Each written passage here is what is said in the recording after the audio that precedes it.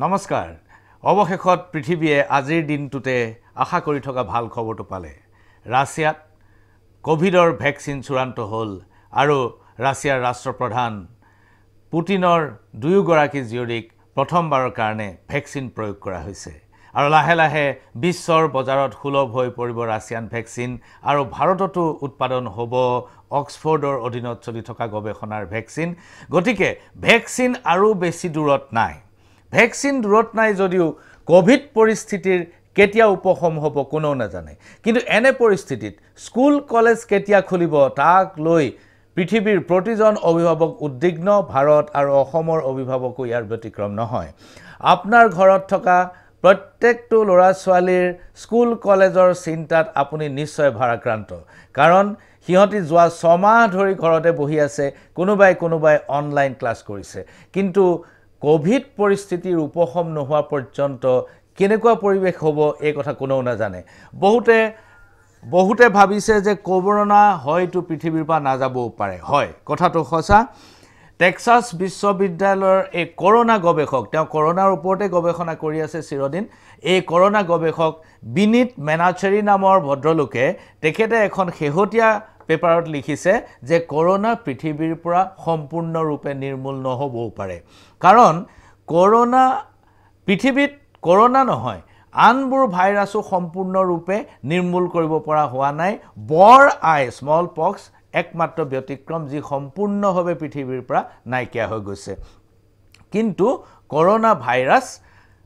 যদি মানুহৰ পৰা নাইকিয়াও হৈ যায় মানুহৰ দেহত কেতিয়াবা তাৰ অস্তিত্ব ধৰাও নপৰে কিন্তু তেতিয়াও পশু পক্ষীৰ মাজত হি হয়তো থাকি যাব পাৰে এই বিজ্ঞানীজনে কৈছে যে OC43 নামৰ যিটো ভাইৰাছ যিটো কৰোনাৰে কমন কৰোনা ফ্লু এই কমন কৰোনা ফ্লুটো গৰুৰ পৰা আহা মানুহৰ দেহলৈ গৰুৰ পৰা আহিছিল গতিকে হি মানুহৰ দেহত কিমান অৱস্থিতি ধৰা পৰা নাছিল যদিও গৰুৰ দেহত কিন্তু হি ৰৈ গৈছিল গতিকে কৰোনা মানৱ সমাজৰ পৰা হয়তো বিচ্ছিন্ন হ'ব পাৰে কিন্তু ভ্যাকচিন থাকক বা নাথাককে কৰোনা ভাইৰাছটো হয়তো পৃথিৱীত ৰৈ গলেও কিন্তু আমি নিয়মিত জীৱন কেনেকৈ চলাম বিশেষকৈ স্কুল কলেজ কেনেকৈ চলাম এই কথাটো এটা অত্যন্ত গুৰুত্বপূৰ্ণ প্ৰত্যাহ্বান আপোনালোকে মোৰ কাষত যি ছবি দেখি আছে সেয়া চীনৰ এখন স্কুল তাত সৰু ল'ৰা ছোৱালীক কেনেকৈ স্যানিটাইজ কৰা হৈছে আপোনালোকে নিশ্চয় মন কৰিছে তাৰ পিছত কেইবাটাও প্ৰক্ৰিয়াৰ মাজেদি এই অকমানি ল'ৰাজন যাব লগা হয় তাৰ নাৰ্সাৰী বা প্ৰি প্ৰাইমেৰী লেভেলৰ স্কুলিংৰ কাৰণে বিদ্যালয়ত পাঠদানৰ কাৰণে প্ৰত্যক্ষ পাঠদানৰ বাবে যোৱা এই ল'ৰাজন এয়া হৈছে কোৰিয়াত অলপ তাতকৈ বেছি বয়সৰ ল'ৰা ছোৱালীয়ে পাঠদান চলাই আছে গতিকে এওঁলোকক এটা শৃংখলাৰ মাজেদি লৈ যোৱা হৈছে এই দেশবিলাকত এনে ধৰণৰ শৃংখলা আৰু সুব্যৱস্থা বৰ্তমান কিন্তু ভাৰতবৰ্ষ এখন বিশাল দেশ আৰু ইয়াৰ অৰ্থনৈতিক অৱস্থা অত্যন্ত প্ৰত্যাহ্বানৰ সন্মুখীন তেনেকুৱা অৱস্থাত আমি ইমান শৃংখলাৰে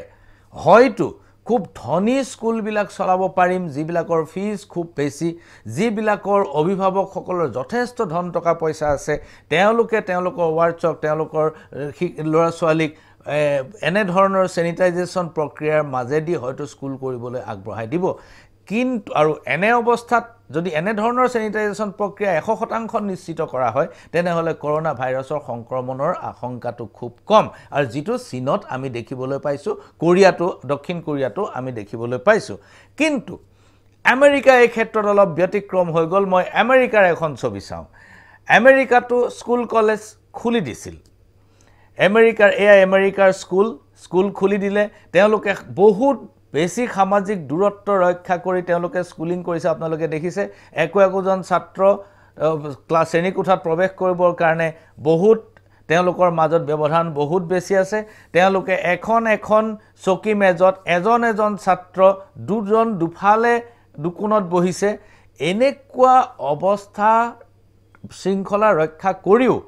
আমেৰিকাত কিন্তু সংক্ৰমণ ৰোধ কৰাটো দূৰৰে কথা স্কুল কলেজ খুলি দিয়াৰ লগে 90% সংক্ৰমণ ধৰা পৰিল স্কুল কলেজৰ ছাত্ৰ ছাত্ৰীৰ মাজত 1%, 10%, 30% নহয় বৰঞ্চ সংক্ৰমণ বৃদ্ধি পালে 90% এই শৃংখলা ৰক্ষা কৰা সত্ত্বেও চীন আৰু দক্ষিণ কোৰিয়াটো শৃংখলা ৰক্ষা কৰিছে, তাত সংক্ৰমণ কম হৈছে, কিন্তু আমেৰিকাটো শৃংখলা ৰক্ষা কৰিছে, তাত সংক্ৰমণ বৃদ্ধি পাইছে 90%। এতিয়া আমাৰ সন্মুখত প্ৰশ্নটো হ'ল, যদি ভাৰতত বা অসমত যদি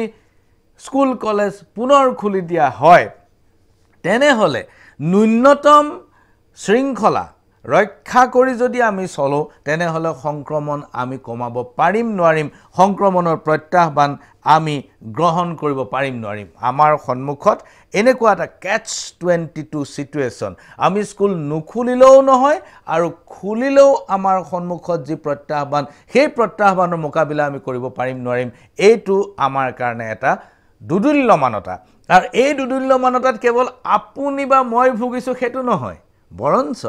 সৰ্বশক্তিমান চৰকাৰবিলাকো এই দুদুল্যমানতাত ভুগিছে। কেন্দ্ৰীয় চৰকাৰে এমাহ আগৰ পৰা এই প্ৰক্ৰিয়া আৰম্ভ কৰিছে যে অভিভাৱকসকলৰ মতামত লৈ আছে যে তেখেতসকলে স্কুল খোলাৰ পক্ষে হয়নে নহয়।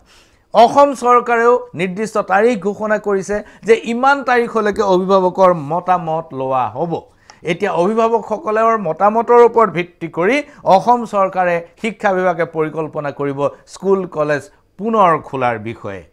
কিছুমান অভিভাৱকে আকৌ ভাবিছে যে টেলিভিছন চেনেলবোৰেহে কৰোনা ভাইৰাছৰ সংক্ৰমণবোৰ বেছিকৈ দেখুৱাই আছে। এগৰাকী অভিভাৱক আমি চাওঁ আহক।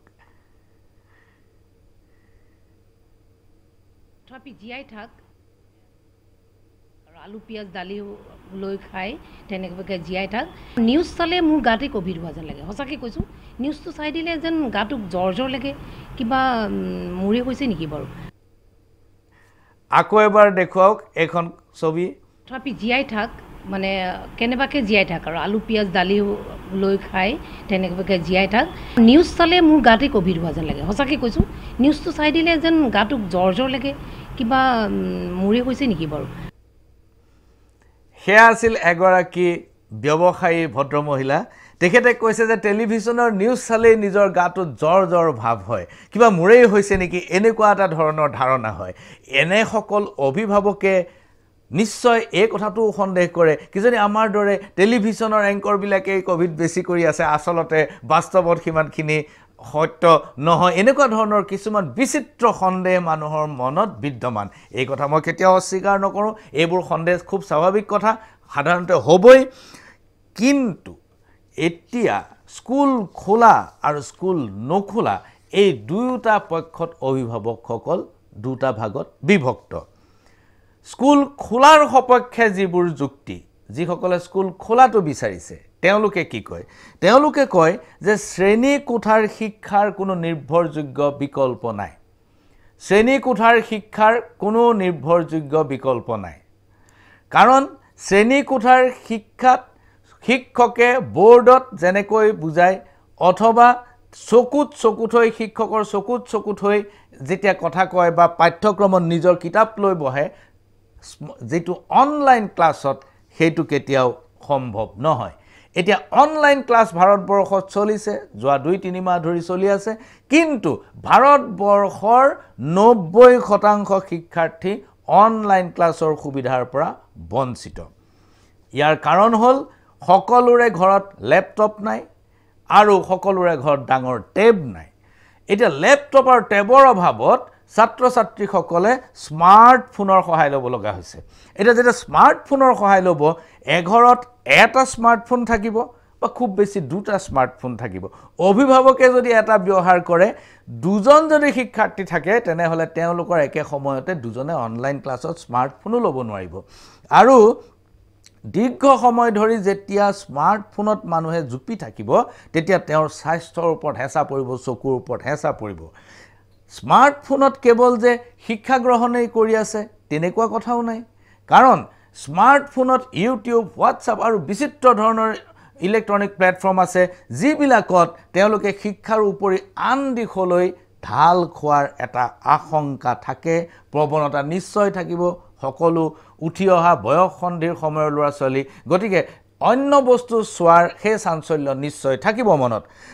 গতিকে অনবৰতে যেতিয়া মাহৰ পিছত মাহ, যেতিয়া দিনটো যেতিয়া স্মাৰ্টফোন হাতত লৈ থাকিব, অথবা প্ৰতিটো কথাতেই স্মাৰ্টফোনৰ লগত কথা পাতিব, স্মাৰ্টফোন ব্যৱহাৰ কৰিব তেনেকুৱা অৱস্থাত স্মাৰ্টফোন নোহোৱাকৈ স্মাৰ্টফোনটো এৰিব নোৱাৰা অৱস্থাৰ সৃষ্টি হয় যাৰ ফলত স্মাৰ্টফোনে কিশোৰ আৰু শিশুৰ মনত আসক্তিৰ সৃষ্টি কৰে এই আসক্তিটো কিন্তু ভয়ংকৰ অসমত হোৱাটছআপ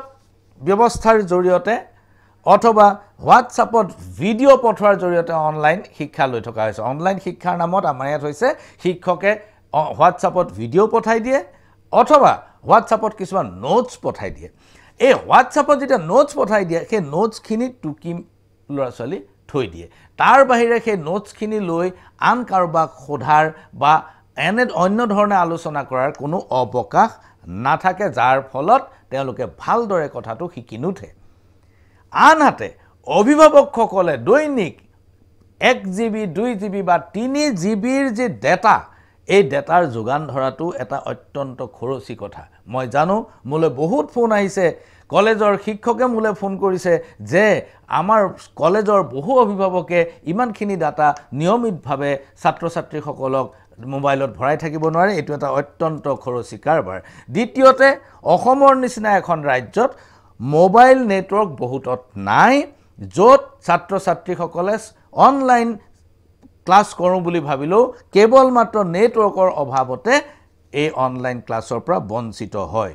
বহুতো অভিভাৱকে ছাত্ৰ ছাত্ৰীক নিজৰ ল'ৰা ছোৱালীক স্মাৰ্টফোনৰ যোগান ধৰিব পৰা নাই এইটো স্বাভাৱিক অসম এনেকুৱা এখন ৰাজ্য নহয় যে প্ৰতিজন অভিভাৱকে স্মাৰ্টফোনৰ যোগান ধৰিব পাৰিব গতিকে যিসকলৰ স্মাৰ্টফোন নাই তেওঁলোক কিছু পিছ পৰি গৈছে আৰু এনে ধৰণৰ হীনমন্যতাত ভুগি অসমত একাধিক আত্মহননৰ ঘটনাও ঘটিছে যে স্মাৰ্টফোন দিব নোৱাৰাৰ কাৰণে পিতৃ মাতৃৰ ওপৰত আক্ষেপ প্ৰকাশ কৰি হীনমন্যতাত ভুগি আত্মহননৰ দৰে ঘটনাও দুৰ্ভাগ্যজনক ঘটনাও ঘটিছে স্কুললৈ যদি দীৰ্ঘদিন নাযায় তেনেহলে ল'ৰা ছোৱালীৰ স্কুলৰ প্ৰতি অনীহা আহিব আৰু স্কুল যাবলৈ মন নকৰা হ'ব আৰু স্কুলখনলৈ ভয় কৰা হ'ব আপোনাৰ নিজৰ ঘৰতে এবাৰ পৰীক্ষা কৰি চাব যে কাইলৈ বা পৰহিলৈ বা অহা পহিলা সেপ্টেম্বৰৰ পৰা স্কুল খুলিব বুলি কোৱাৰ লগে লগে আপোনাৰ ল'ৰা ছোৱালীয়ে কি ধৰণে প্ৰতিক্ৰিয়া প্ৰকাশ কৰে তাতে এই কথাটোৰ সত্যতাটো ওলাই পৰিব এতিয়া পৰিস্থিতি এনেকুৱা হৈছে যে স্কুল খুলিলেও বহুতে সহজে যাবলৈ ইচ্ছা নকৰিব আনহাতে যদি স্কুল নুখোলাকৈ অনলাইন ব্যৱস্থা আমি বেছি দিন চলাই থাকো তেনেহলে সকলো ল'ৰা ছোৱালী সমানে আগবাঢ়ি যোৱাত এই ইউনিফৰ্মিটিটো সমমিত অৱস্থাত আগবাঢ়ি নাযাব কাৰণ কিছুমান ল'ৰা ছোৱালীৰ অভিভাৱকে ল'ৰা ছোৱালীৰ প্ৰতি অতিৰিক্ত গুৰুত্ব দি তেওঁলোকক ঘৰত পঢ়াব কিছুমান অভিভাৱকে সেই ঘৰত পঢ়াব নোৱাৰিব কাৰণ তেওঁলোক সকলো সমানে শিক্ষিত নহয় তৃতীয় এক শ্ৰেণীৰ অভিভাৱক আছে দুয়ো যেতিয়া কৰ্মৰত হয় তেতিয়া হলে তেওঁলোকে ল'ৰা ছোৱালীক অতিৰিক্ত সময় দিব নোৱাৰে শিক্ষাৰ কাৰণে যাৰ কাৰণে কিছুমান ল'ৰা ছোৱালী অলপ আগবাঢ়ি যাব আৰু কিছুমান ল'ৰা ছোৱালী পিছ পৰি যাব বহুতো চিকিৎসা বিজ্ঞানীৰ মতে আকৌ এই যিবিলাক ল'ৰা ছোৱালী পিছ পৰি যাব তেওঁলোক কিন্তু হীনমন্যতাত ভুগিব আৰু ভৱিষ্যতলৈ তেওঁলোকৰ অলপ আশংকা আছে মানসিক গ্ৰোথত মানসিক উৎকৰ্ষত আৰু হীনমন্যতাত ভুগিলে ড্ৰপ আউট হোৱাৰো আশংকা আছে গতিকে দেশত যে ড্ৰপ আউটৰ সংখ্যা বাঢ়িলে আপুনি নিশ্চিত জানিব কৰোনাত দীৰ্ঘদিন ধৰি স্কুল কলেজ বন্ধ হৈ থকাটো অন্যতম কাৰণ পৃথিৱীজুৰি বহুতো চিকিৎসা বিজ্ঞানীৰ মতে আকৌ কথাটো ওলোটা যে স্কুল খুলিলে স্কুলত হাৰ্ড ইমিউনিটিৰ সৃষ্টি হ'ব অৰ্থাৎ তেওঁলোকৰ মাজত যেতিয়া এন্টিবডি হ'ব তেওঁলোক যদি সংক্ৰমিত হলে তাৎক্ষণিকভাৱে বডিয়ে আমাৰ ভাৰতীয় ল'ৰা ছোৱালীৰ বডিয়ে শৰীৰে নিশ্চয় এন্টিবডিৰ সৃষ্টি কৰিব আৰু এন্টিবডিৰ সৃষ্টি কৰিলে তেওঁলোকক আৰু কৰোনাই বেছি ধৰাশায়ী কৰিব নোৱাৰিব তেওঁলোকৰ মাজত এটা হাৰ্ড ইমিউনিটি সমূহীয়া এটা প্ৰতিৰোধ ক্ষমতা গঢ়ি উঠিব যাৰ ফলত সংক্ৰমণ ৰোধ কৰাৰ ই এক সহায়ক হ'ব এইখিনি আছিল স্কুল খোলাৰ সপক্ষে থকা যুক্তি এতিয়া মই আহিছো স্কুল খোলাৰ বিপক্ষে যিবোৰ যুক্তি আগবঢ়োৱা হৈছে প্ৰথম কথা যে কৰোনা ইয়াৰ সন্মুখত ইয়াৰ আগত এটা অভিধা আছে হেতু হৈছে পেণ্ডেমিক অথবা অতিমাৰী যিটো মহামাৰীৰ ওপৰত এতিয়া যেতিয়া কৰোনা অতিমাৰী বুলি ঘোষণা কৰা হৈছে তেনেহলে অতিমাৰী চলি থকা অৱস্থাত কোনো স্কুল কলেজ খোলাটো গ্ৰহণযোগ্য কথা বুলি কোনো মানি ল'ব নোৱাৰে অতিমাৰী ঘোষিত ৰোগ এটাৰ সংক্ৰমণ যেতিয়া চলি আছে তেতিয়া কোনো অভিভাৱকে ল'ৰা ছোৱালীক স্কুল কলেজলৈ নপঠায় কৰোনা এনে এটা অতিমাৰী যাৰ সংক্ৰমণ অত্যন্ত সহজ হাঁচি বা কাহ এটা মাৰিলেও ই সংক্ৰমিত হ'ব পাৰে ৱৰ্ল্ড হেলথ অৰ্গেনাইজেশ্যন হুৰ মতে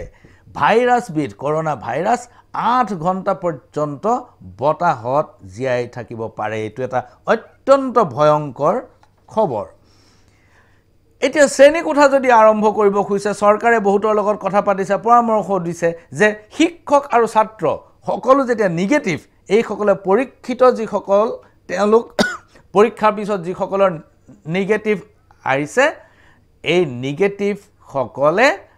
শ্ৰেণীকোঠাত বহিব পাৰিব শিক্ষকো আহিব পাৰিব শিক্ষাৰ্থীও আহিব পাৰিব কিন্তু নিগেটিভ আজিহে পালে এই নিগেটিভ সকলে যদি শিক্ষকজন যদি বজাৰে সমাৰি ঘূৰি ফুৰে ছাত্ৰ ছাত্ৰী যদি অন্য ধৰণৰ মানুহৰ সংস্পৰ্শত আহে তেনেহলে তেওঁলোক পজিটিভ হ'বলৈ বেছি সময় নালাগিব গতিকে কেৱল নিগেটিভ হ'লেই যে তেওঁলোক নিশ্চিত হৈ যাব আৰু চিৰকালৰ বাবে নিগেটিভ হ'ব তেনেকুৱাও কোনো কথা নাই আৰু তেওঁলোকক নিগেটিভ পালে তাৰ পিছত তেওঁলোক পজিটিভ হয় নে নহয় তেওঁলোকক কিমান বাৰম্বাৰ পৰীক্ষা কৰি থাকিব এই বাৰম্বাৰ পৰীক্ষা কৰি থকাটো কোনো ধৰণৰ গ্ৰহণযোগ্য কথা হ'ব নোৱাৰে আৰু এটো সম্ভৱো নহয়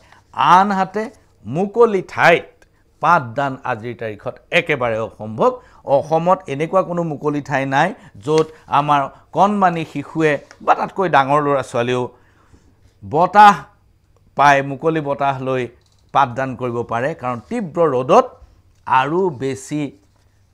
বেছি বেমাৰত পৰাৰহে আশংকা থাকিব প্ৰিয় দৰ্শক এইখিনিতে মই এটা আপোনালোকক পেপাৰ কাট দেখুৱাব খুজিছোঁ এই পেপাৰ কাটটো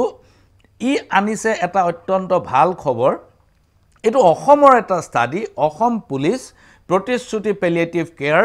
আৰু Assam medical college Guwahati medical কলেজৰ একাংশ চিকিৎসক স্বাস্থ্যকৰ্মী আৰু ভলণ্টিয়াৰ্ছে এইটো এটা 25,000 হোম কোৱাৰেণ্টাইনত থকা অসমৰ মানুহৰ ওপৰত এটা পৰীক্ষা চলাইছিল এই পৰীক্ষাটোত তেওঁলোকে পাইছে যে only 5 out of 123 Covid patients have infected kin তাৰ মানে 123 জন কোভিড পেশেন্ট হোম কোৱাৰেণ্টাইনত থকা কোভিড পেশেন্ট তেওঁলোকৰ নিকট আত্মীয় অৰ্থাৎ একেটা ঘৰতে থকা মানুহৰ মাত্ৰ 5 জনহে সংক্ৰমিত হৈছে এইটো কিন্তু এটা খবৰ এই তথ্যটো অত্যন্ত গুৰুত্বপূৰ্ণ কাৰণ এই সংক্ৰমণৰ পৰিমাণটো 4%তকৈ কম অৰ্থাৎ আপোনাৰ ঘৰত যদি কোনোবা কোভিড পেশেন্ট আছেও তেনেহলে সেইজন পেশেন্টৰ পৰা সিম্পটমেটিক পেশেন্ট বা কোভিড পেশেন্টৰ পৰা আপোনাৰ গালৈ সংক্ৰমিত হোৱাৰ আশংকা একেবাৰে কম 123 জনৰ পৰা মাত্ৰ 5 জনলৈ সংক্ৰমণ হৈছে গতিকে স্কুল কলেজ খুলিলেও খুব যে সাংঘাতিক ধৰণৰ সংক্ৰমণ হ'ব এই ষ্টাডিটোৱে কিন্তু নকয় কি ফাইন্ডিংছ বুলি যিখিনি তলত আছে অকমান পিচিআৰ দেখুৱাব কি ফাইন্ডিংছৰ পাৰ্টটো তাত আপুনি ছবিখনৰ তলতেই দেখিব যে তাত দেখা আছে যে এজ গ্ৰুপ অফ ভালনাৰেবিলিটিজ অৰ্থাৎ কোন বয়সৰ এখিনিত চাব কোন বয়সৰ ল'ৰা ছোৱালী কোন বয়সৰ মানুহ আটাইতকৈ বেছি সংক্ৰমিত হোৱাৰ আশংকা আছে ইয়াত আপুনি দেখিব যে 5.7% অতি কম এ 5.7% লেছ দেন 20 ইয়াৰ্স 20 বছৰৰ তলৰ ল'ৰা ছোৱালীৰ সংক্ৰমণৰ আশংকা মাত্ৰ 5.7% এইটো ছাত্ৰ ছাত্ৰীৰ বয়স এই ছাত্ৰ ছাত্ৰীৰ বয়স এই লেছ দেন 20 ইয়াৰ্স 5.7 এটা 20 বছৰৰ তলৰ ছাত্ৰ ছাত্ৰীৰ মাজত সংক্ৰমণৰ সম্ভাৱনা 5.7 এটো অসমৰ ষ্টাডি 25,000 মানুহক অধ্যয়ন কৰি তেওঁলোকৰ স্যাম্পল লৈ এই অধ্যয়নটো কৰা হৈছে কিন্তু